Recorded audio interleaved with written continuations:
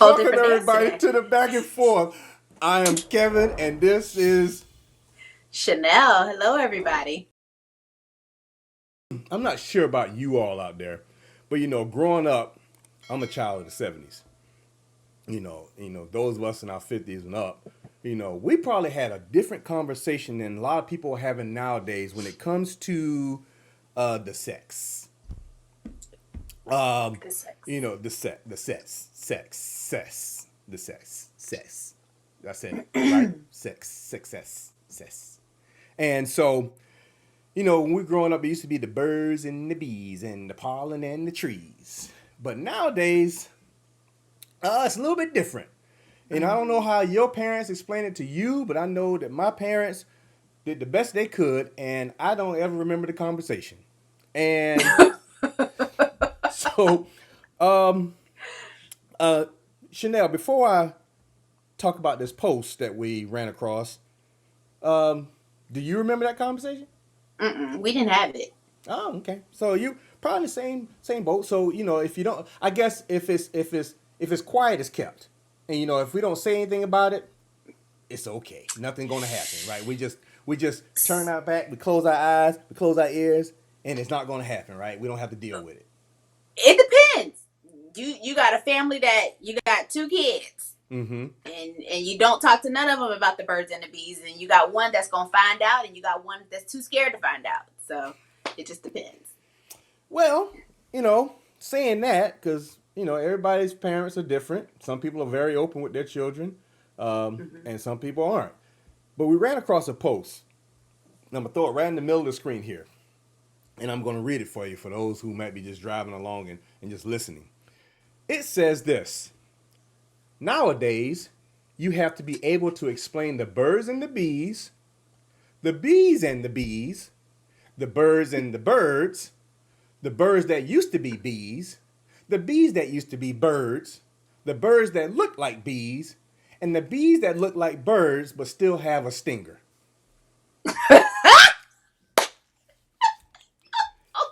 That's a Oh God, lot.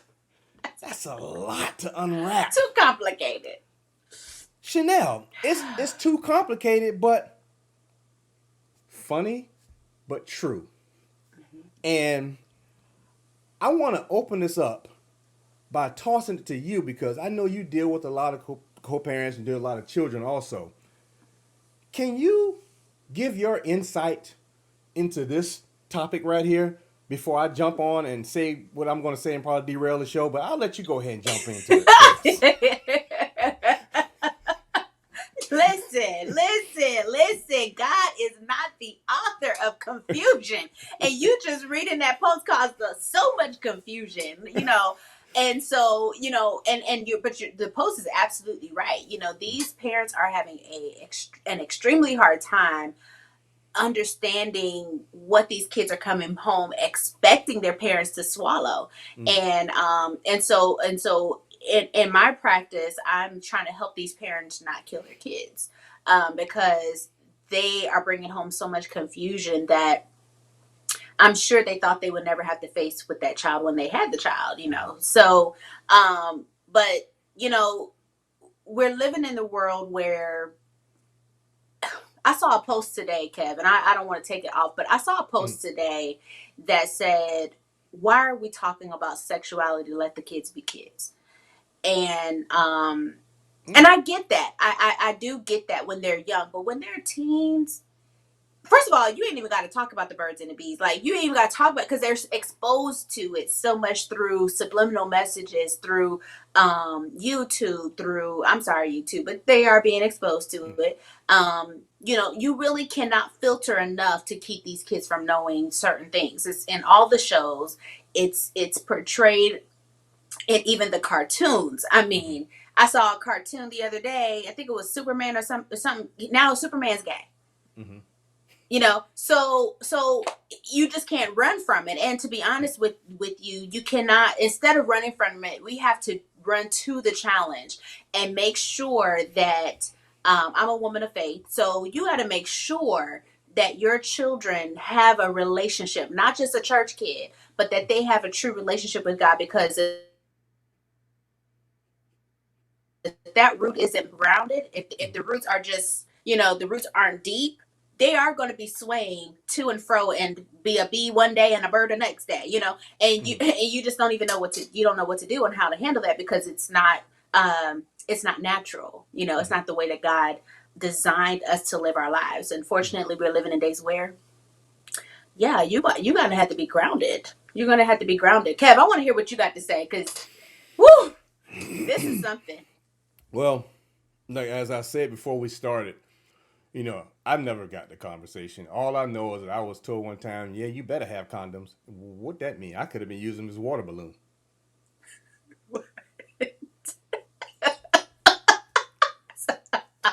I'm done. I can't even say no.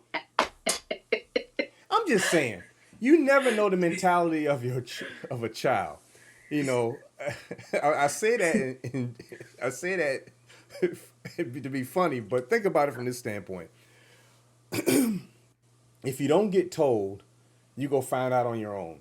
Like you said, some children might be too scared to go try to find out, and some kids, their curiosity may lead them someplace where they shouldn't be in the first place, where they're not mature enough to even handle those type of situations. And if we as parents, and this goes back to my co-parent communication stuff, if we as parents do not have the heart, the guts, the mental wherewithal to be able to have these conversations with our children, then we need to find somebody who is well versed on this to help us, because we cannot let our children go out there into the wild and not be prepared.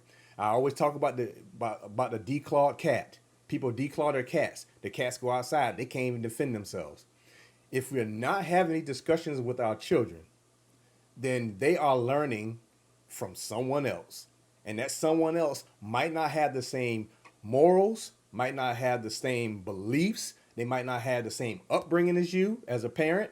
And not to say that all parents have the right answers, because you guys, like you said, you have some open parents out there who are open. You have some parents out there who are very strict, and some parents out there who they're conservative. Some parents out there who just look at situations and will deal with it as it comes. But we have to be willing to have this conversation. And nowadays, you're having this conversation probably at a younger age, because children are exposed to more nowadays than they used to be when we were growing up. There was no internet. There was no social media when I grew up in the 70s and 80s. Your stuff came from a magazine, or it came from some kind of little VHS tape. I just aged myself there. But what I'm saying is, you sometimes you learn through experience. Nowadays, you don't need the experience. You can get it virtually, and still get messed up in the head. We look at this stuff, the birds and the bees, the bees and the bees, the bees and the birds. And I know you said something before we started here. It used to be that you couldn't have girls over in your room if you were a guy. Your mom, she ain't going in your room. Y'all better sit your behind down this table and do your homework. But who's to say that if you have someone of the same sex in your room right now, that something still ain't going on nowadays? Absolutely. You can't close your mind as parents. We cannot close our minds with the possibility of things that may be happening. That's why we need to get out ahead of these things and have these conversations with our children. And yes, it might be embarrassing, but we still need to have that conversation. Chanel, I don't want to talk too much because I know you got some other stuff to add on to it. And I'm always going to play the contrarian sometimes on this stuff. But I'll let you go ahead and jump in. Yeah, so you did bring up that point that I was talking about earlier, how, from my generation, and Kevin and I have, Stairstep Generation. So, yeah, I couldn't have boys come over at all. You had to sneak around to see a boy if it wasn't at Mm. school. So now it's you these parents, or parents my age, we're still thinking that, oh, it's a boy, he can come over and play with my son, or I can let my son go to his friends. No, Mm. let me tell you something. I'm gonna share this example with you so that you can understand that this is real and we're not just making this stuff up. So a client was in distraught about something he found with his son, and come to find out, it was the friend that the son was going to go hang out with, that he was doing all these sexual favors for. Mm. Um, Wow. And so one of another friend came over, no problem, didn't think nothing of it. That's his friend or whatever. You can't, they had the rule like you can't have girls in your room with your door closed. Okay, but we playing the game, so you got the boy over there. Oh, okay, it's a boy, so it's okay, it's all good. They just playing the game. So the dad walks in to ask a question or something. His son's pants are down. Yeah, yeah. So what do we do? Whew. Yeah, that escalated quickly. Yeah. Yeah, So yeah. yes. So to your point, Kev, we like you said, we can't just take for granted that this not going to happen to my kid. Yeah. My kid is not going to be exposed to this. Yes, your kid will be exposed to it. Your kid needs to know what to say in the time of temptation because they're going to be tempted. These are times where they're being tempted crazily right now. Mm-hmm. They're not tempted to have a little girlfriend. They are tempted to have a boyfriend. The Mm-hmm. girls are tempted to have a girlfriend. For real. I have a teenage client right now. Most of the girls in her class their friends are girlfriends of each other. Mm. And she's like, no, I don't fit in. Wow. Yeah. So this is real life stuff, Kev. Yeah, it is. And I even think back to my kid, my children. The oldest one is 31, and look at it from the standpoint of this right here. The oldest 31, the last one is 21, and with having five five girls and a boy, that was a wild house. Teenagers and little ones at the same time, and now they're all grown. But it's a lot of hormones and testosterone, a little bit of testosterone because there's only one boy now. Testosterone running around in there. We got what's that stuff called with the sense the Pheromones. pheromones. Going off. Things. Everybody's smelling themselves and feeling themselves, and everybody's growing up different. They're growing up and they have their own set of friends, and it was a lot to keep up with between me and my wife. It was a lot to keep up with. Mm-hmm. But I think about the parents. We did the best we could to keep on top of that stuff. Mm-hmm. But I think about the parents who are tired, the Mm-hmm. ones who are not at home all the time. We had the what they call the latchkey kids. With Mm-hmm. the keys around our neck. We come home and go to school from school, and we go in the house and we close the door. We get our homework done, and eat out, get a snack or whatever it is till parents come home. And nowadays with that. That stuff, that's like a gateway to somebody just inviting people into your house. You never know who's in your house, unless you got cameras in the house and you can see and everything. But But you these don't are have the them in the bedroom, so you. true, true, true, true. But these are the type of things that we have to be able to communicate with our children and have open dialogue with our children so they can feel like they can come to us and have these type of conversations. Mm-hmm. Because if it gets to the point where we can't talk to them about these type of things, then anything can happen. Anything's Yeah. bound to happen, and we have to be prepared for that. Because if you are not having these kind of conversations with your children, then you should at least know, prepare yourself mentally that something may happen. And I'm being real. I'm not saying, well, you can't don't speak that into existence. No, I'm being real. If you're not going to talk to your children about these type of things, then where do you expect them to find it out from? Right. If Absolutely. it's not coming out your mouth, then whose mouth is it coming from, or what are they reading, and where's that source of Mm-hmm. information? Where are they getting it from? And so, Yeah. who are you gonna be mad at? You gonna go sue somebody because your child learned about this stuff from them, or Mm-hmm. they picked up these tendencies or picked up these urges because they all have them. They're just Yeah. little hotbeds, just little festering. And Yeah. growing up, people say a little fast behind. Yeah. So I'm saying, be careful. Be careful. And if you don't know when to have these conversations, you could always shoot us a comment and say, when's the best time to have a conversation like this with your child? And if you're already asking me, it's probably already too late. I'm just saying. If you're Yeah. thinking about it, it's probably already too late. Yeah. I will say this though, if you are thinking about a good segue into having these conversations with your teen, or your child, and you want to have the conversations, age appropriate, of Mm-hmm. course. One of the things I will say has worked a lot for my clients in the past, Kev, is you have one-on-one time, and I always say this for parents in general: have one-on-one time. Don't just Mm-hmm. have family time, because those are great, but Yes. then you need to have one-on-one time with each individual child, because somebody can fall through the cracks with this whole family gathering, and they just just do our thing. Mom and dad don't really see me, Yeah. especially middle kids. So I always encourage parents to have one-on-one time, and then in one-on-one time, a great thing to have some type of connection with the child is have a specific show that you like to watch, and you only watch that show with that Mm-hmm. kid, right?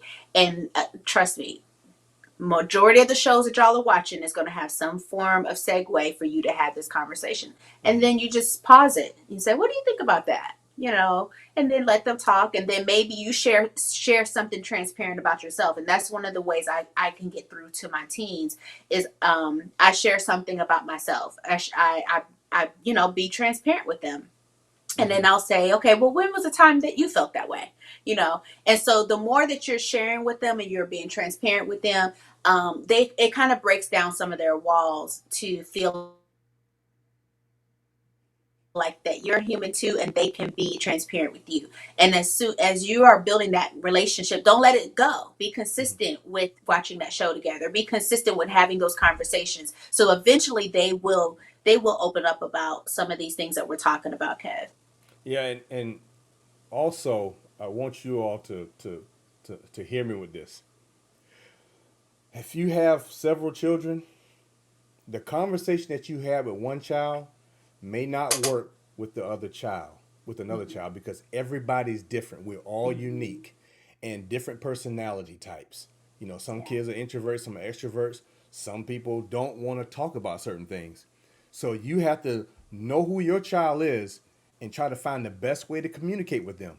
And don't Mm-hmm. say, well, I talked about it with so and so this way, and I'm going to do the same thing with you. And because just because you gave the information to somebody didn't mean that they received it, you know, because they could hear you, but were they Mm-hmm. actually listening? Because if you Mm-hmm. make it embarrassing, or if you make it funny, you may have the child who may like the humor, so you may be able to get in with them. But you may have a child who gets embarrassed, and you're trying to be funny, and the child's embarrassed, and they're not hearing anything. Or you may be trying to be too serious, and it just misses the mark totally.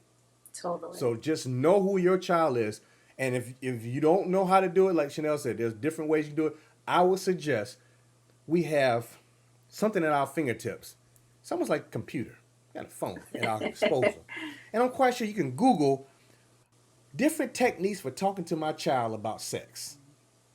And I'm quite sure everybody's not going to have the right answer, but somebody's going to have an answer that may suit your situation.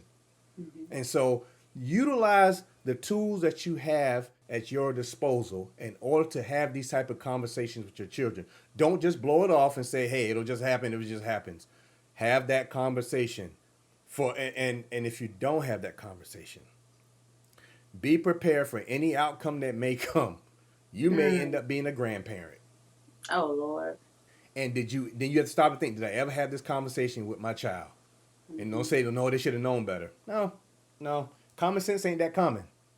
And Yeah. so And that's also yeah, too, go ahead, y'all. I'm sorry, go ahead. I'm sorry. I was going to say, because you were talking about having multiple children, Mm-hmm. you still want to um maintain some type of confidentiality, because if you want that child to be vulnerable with you, they need to know that you're not talking about their business to their other siblings. Mm-hmm. Of course you want to discuss it with the other parent, or encourage them to discuss it with the other parent, but to talk about it at the dinner table, what they told you, you're doing you defeating the purpose here. Yeah. Yeah. So, Chanel, as usual, you have nailed it.